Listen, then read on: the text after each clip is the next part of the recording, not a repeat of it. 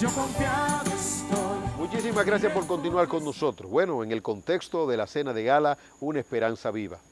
La parte de la exposición de la palabra. Escucharemos un fragmento o la parte final de esta exposición. ¿Qué es una esperanza viva? ¿Cuál es la diferencia entre una esperanza humana, común y corriente, y una esperanza viva? Esperanza contra esperanza. Fue la fe de Abraham, la esperanza de Abraham. Intervención humana, intervención divina. Cuando hay necesidad de que Dios intervenga de manera maravillosa. Cuando se agotan las posibilidades humanas. Un mensaje para reflexionar y también de motivación. Y para entender que finalmente lo más importante es que seamos librados del gran flagelo de la humanidad que es la muerte. Y qué bueno que esto se hizo en el contexto de un ambiente fraterno y qué bueno es que ahora se pueda amplificar, que en este momento se pueda amplificar y que la nación en este momento de tanta tristeza y pesar por la que vive nuestra nación, ¿verdad? Porque han habido situaciones de tristeza en los últimos días, pues la nación se pueda asir, cada ciudadano se pueda asir, se pueda agarrar de esta esperanza gloriosa y que no depositemos nuestra confianza de forma absoluta en las cosas de esta vida, porque en un momento partimos y nos vamos. ¿Y qué discurso se puede dar si no tenemos el discurso de Dios? En medio de una situación de muerte y de tristeza, el mejor discurso es el discurso de Dios y la promesa del Señor, quien dijo, el que cree en mí, aunque esté muerto, vivirá. Escuchemos esta parte final de la exposición, Una esperanza viva. La nación de los Estados Unidos de Norteamérica es grande por semillas. Dirá alguien, ¿qué es lo que usted está diciendo? Bueno, cuando salieron de Estados Unidos, precisamente los pioneros, llevaban semillas. Y su gran preocupación, ¿saben cuál era? Si esas semillas podían germinar en los Estados Unidos. ¿Quiénes instruyeron a esas personas que venían desde Inglaterra? Los que vivían allí. Le enseñaron a sembrar en ese territorio ciertamente desconocido para ellos. ¿Y a dónde queremos llegar? La semilla es vida. Cada semilla es vida. Dice la Biblia que Dios da semilla ¿a quién? Al que siembra, y pan al que come. En otras palabras, ese feto, ese embrión es una semilla. Sea una persona o no, y yo creo que es una persona, pero sea una persona o no, por el hecho de llevar el sello de Dios, de ser una criatura de Dios, debe respetarse. A la larga, de lo que se trata es de creer o no creer, de tener fe o de no tener fe. Dice la palabra de Dios que sin fe es imposible agradar a Dios. La iglesia de Cristo es columna y baluarte de la verdad. Donde usted va a escuchar la verdad es en la iglesia del Señor Jesucristo y en ningún otro lugar. Tu palabra es la verdad. La Biblia es la verdad. La Biblia desintoxica. La Biblia no solamente desintoxica, la Biblia también es un descontaminante, es un antiséptico. La Biblia, la palabra de Dios, alumbra. Cristo es la luz del mundo, su palabra es la luz del mundo. Cuando Cristo dijo, vosotros sois la luz del mundo, estaba connotando, me uno al doctor Martin Lloyd Jones, cuando dice, estaba diciendo, ustedes son los ilustrados. Los ilustrados. Creo que hice esta historia, pero la voy a repetir otra vez porque hay caras nuevas aquí. Había un científico que sabía de todo. Y ahí estaba en el bote, humillando al pobre jornalero, que lo estaba trasladando de un lugar a otro. Y le dice, ¿usted sabe de química? No sé nada, señor. Y de bioquímica, mucho menos. Y de bioética, ¿qué es eso? ¿Sabe de filosofía? ¿Conoció a Platón, a Aristóteles, a Carl Sagan? ¿Lo ha conocido? No conozco a nadie, pero ¿y cómo usted puede vivir así sin todos estos conocimientos? El hombre se mantiene en silencio y luego entonces el río comienza como a ponerse bravo. Dice, bueno, señor, aquí hay un problema serio y muy serio. ¿Y por qué? Porque cuando el río se pone así, la barca tiende a voltearse. Y solamente se salvan los que saben nadar. ¿Sabe usted nadar? No sabía nadar. Sabía de todo, pero no sabía nadar. Es decir, los ilustrados de Dios son ilustrados por una cosa. Son ilustrados porque saben el principio y saben el final. Ahora los expertos, a través de descubrimiento de la genética y de lo que se conoce como el genoma humano, se pierden en el horizonte del conocimiento, ¿verdad? Porque como bien decía Philip Jackson en su libro La evolución de Darwin, dice, no voy a hablar como científico, sino como abogado. Y dice él, lo que se trata aquí con Darwin es simple y llanamente un asunto de propósito. Lo que decía Darwin es correcto en muchos sentidos. Lo que no es correcto es lo que él le añadía de él a la ciencia y la contaminaba. Y Jackson decía, el asunto es el propósito. Una creación con propósito o una creación sin propósito. Una creación con Dios o una creación sin Dios. Se necesita más fe para creer en una creación sin Dios que en una creación con Dios.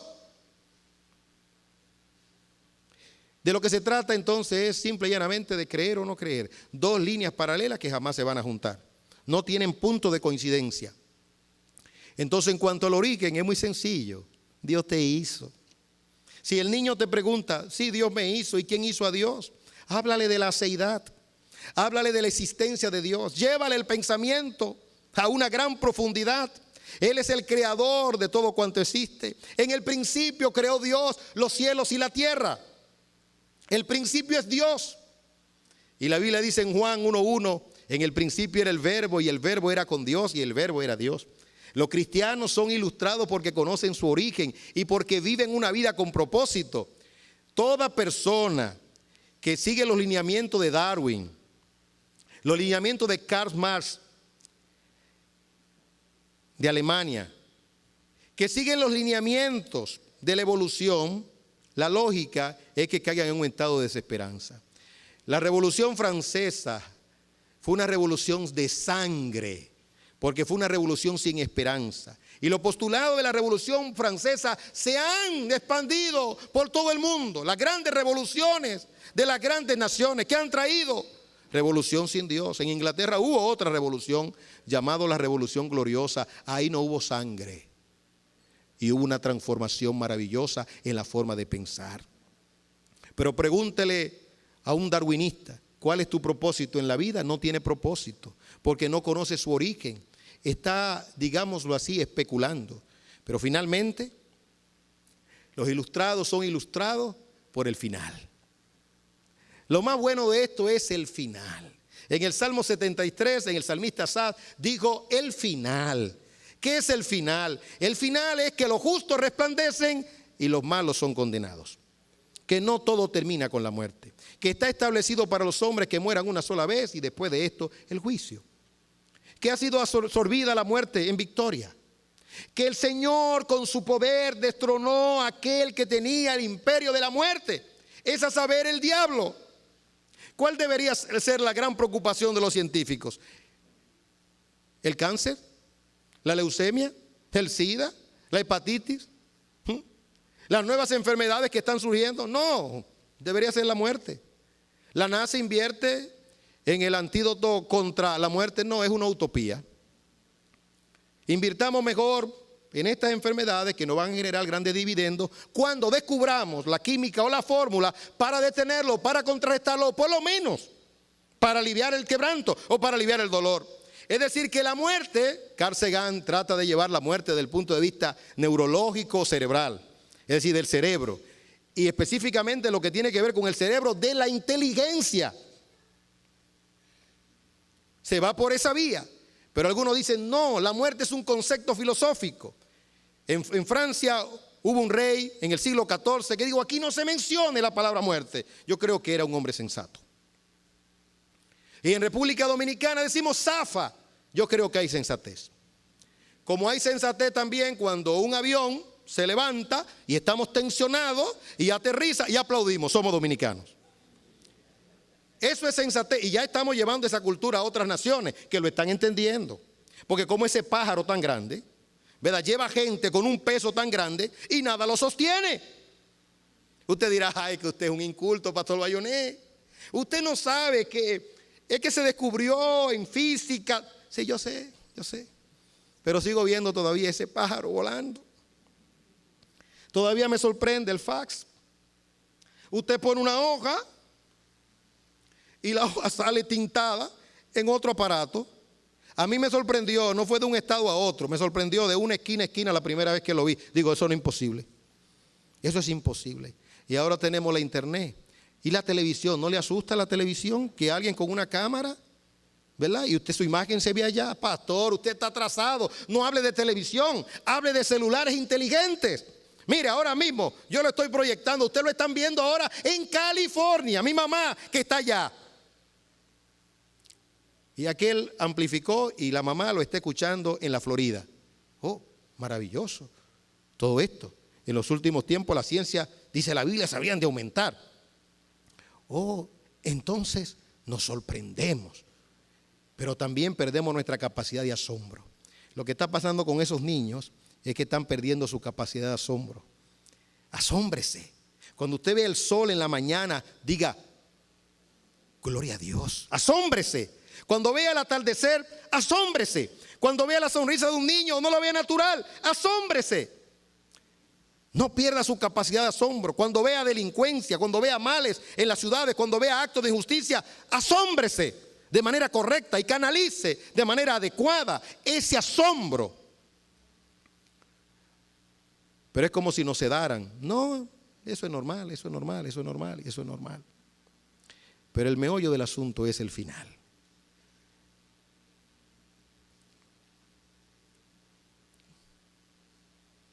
Ahora con el genoma humano, las mentes sensatas van a descubrir muchas cosas. Tendrán que irse a los átomos, tendrán que irse a la descomposición de las moléculas. Algunos dicen, bueno, ¿habrá teletransportación? Yo no sé. Ya uno no sabe nada. ¿Hasta dónde puede llegar el hombre? El hombre tiene una capacidad extraordinaria. Dios dijo, descendamos, porque no van a desistir de lo que se han propuesto. Es decir, que Dios interviene en los asuntos del hombre. Y en el libro de Daniel está escrito eso con Nabucodonosor, que Dios intervino porque Nabucodonosor pensaba que su gloria era de él. Y Dios le dijo, yo quito reyes y pongo reyes. Y solamente le afectó un poquito del cerebro y lo puso a comer hierba como buey. Y entonces le fue de vuelta su razón y escribió una carta para todo el mundo. Y todavía la tenemos aquí, esa carta fresquecita. Parecería como si fuera un listín de hoy, o un Caribe de hoy, o un Nuevo Diario de hoy, o New York Times de hoy, donde se manda a todo el mundo a entender que Dios interfiere en los asuntos de los hombres de manera gloriosa y maravillosa, porque Él quita reyes y pone reyes. Es decir, que Dios sabe hasta dónde lo permite, pero ya en los laboratorios se está manipulando, ¿verdad? No ovejitas, no, sino seres humanos, el hombre jugando el papel de Dios. Bueno, de seguro que ellos van a entender que una mano divina que dio la vida con barro y sopló aliento de vida, es el mismo Dios que a través de Jesucristo venció al que tenía el imperio de la muerte, al diablo, y con su poder levantará a los muertos, a los que creyeron en Él para resurrección de vida y a los que no creyeron en Él para resurrección de vergüenza y confusión perpetuas. Eso dice la palabra de Dios. ¿Creer o no creer? Yo particularmente no me aventuraría a no creer, porque ¿qué riesgo puedo tener de creer? Ningún riesgo. Ahora, ¿qué riesgo puedo tener de no creer? Todo el riesgo del mundo. Presentarme delante del tribunal de Dios. Pero qué lindo sería que te digan, ven buen siervo y fiel, en lo poco fuiste fiel, en lo mucho te pondré, entra en el gozo de tu Señor. El Señor venció al que tenía el imperio de la muerte. Pablo, cuando estaba en Atenas, cuando habló de la resurrección, le dijeron, ya te oiremos. El areopagista Dionisio creyó y con él toda su casa.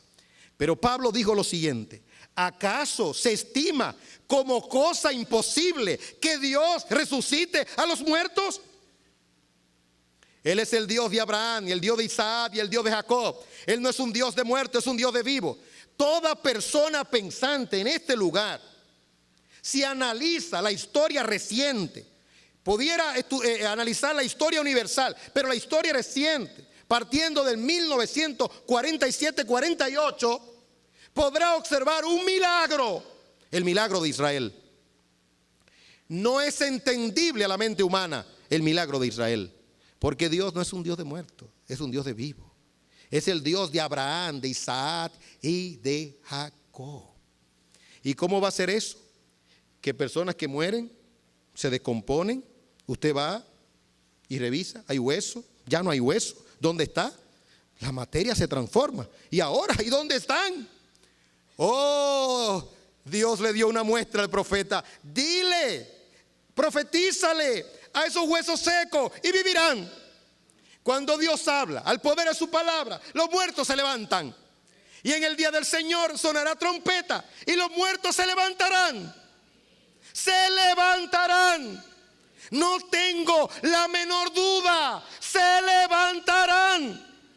Como dijo Job, yo sé que mi Redentor vive y que me levantará del polvo de donde estoy. Y lo veré yo mismo. En otra palabra, no perderé mi identidad. Sabré que soy yo y reconoceré a mis amigos, a mis hermanos que padecieron por causa de Cristo, por causa del Evangelio, por causa de la verdad. La esperanza viva, ¿qué significa finalmente? Significa primero que no es humana, que se pierden todas las posibilidades, que es esperanza contra esperanza. Esperanza viva significa la intervención de Dios. ¿Tienes algún problema? ¿Ha venido con alguna dificultad? ¿Tú no lo puedes lograr? Eso es esperanza contra esperanza. En otras palabras, cuando escapas de tus posibilidades. Cáncer con metástasis, escapó de tus posibilidades, esperanza contra esperanza. Abraham tuvo esperanza contra esperanza. A Sara le cesó la costumbre, quedó embarazada. Pero no obstante a eso, Dios le dije, sacrifícame a tu hijo. Y dijo él, ¿cómo no? Esperanza contra esperanza. Porque dice Hebreo que Dios creyó a Abraham, era poderoso para levantar a su hijo. Si tú quieres creer voces foráneas que dicen, se está promoviendo, tápate los oídos. Ten oído de vaigón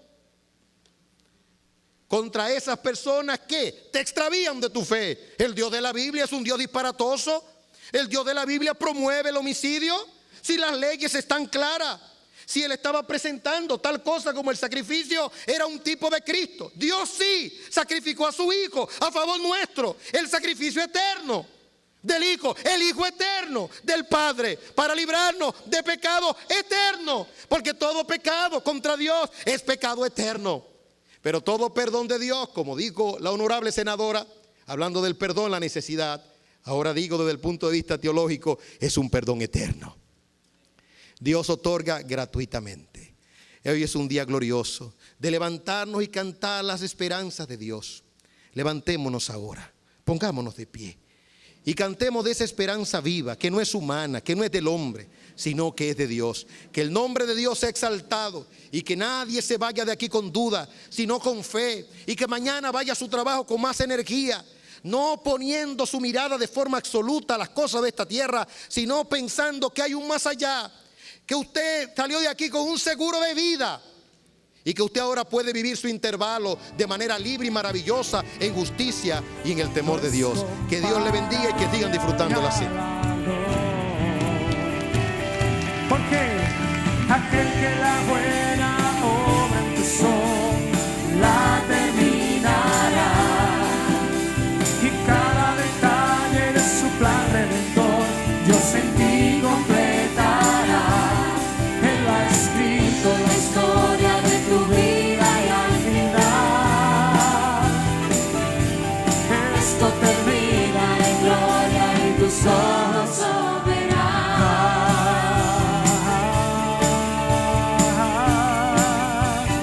A ver, con las palmas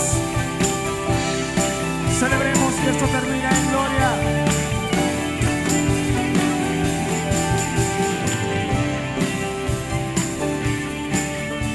Muchísimas gracias. Gracias por haber participado con nosotros de esta jornada maravillosa, de esta cena una esperanza viva de este tiempo, ¿verdad? De este tiempo de estímulo para seguir hacia adelante, para echar a un lado las cosas negativas y para absorber las cosas positivas.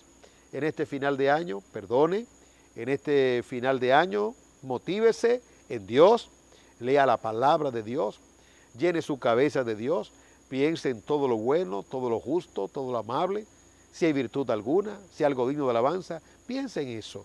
Dice la Biblia, en esto pensad. Y no se olvide que todo lo podemos en Cristo, que nos da fuerza, que nos suministra la fuerza. Y si Dios está con nosotros, ¿quién contra nosotros? Le deseamos a usted y a su familia un final de año feliz y glorioso y un nuevo año también con mucha energía espiritual bajo la dependencia de Dios y de su Santo Espíritu. Que la paz de Dios sea con usted y con toda su familia. A ver con las palmas.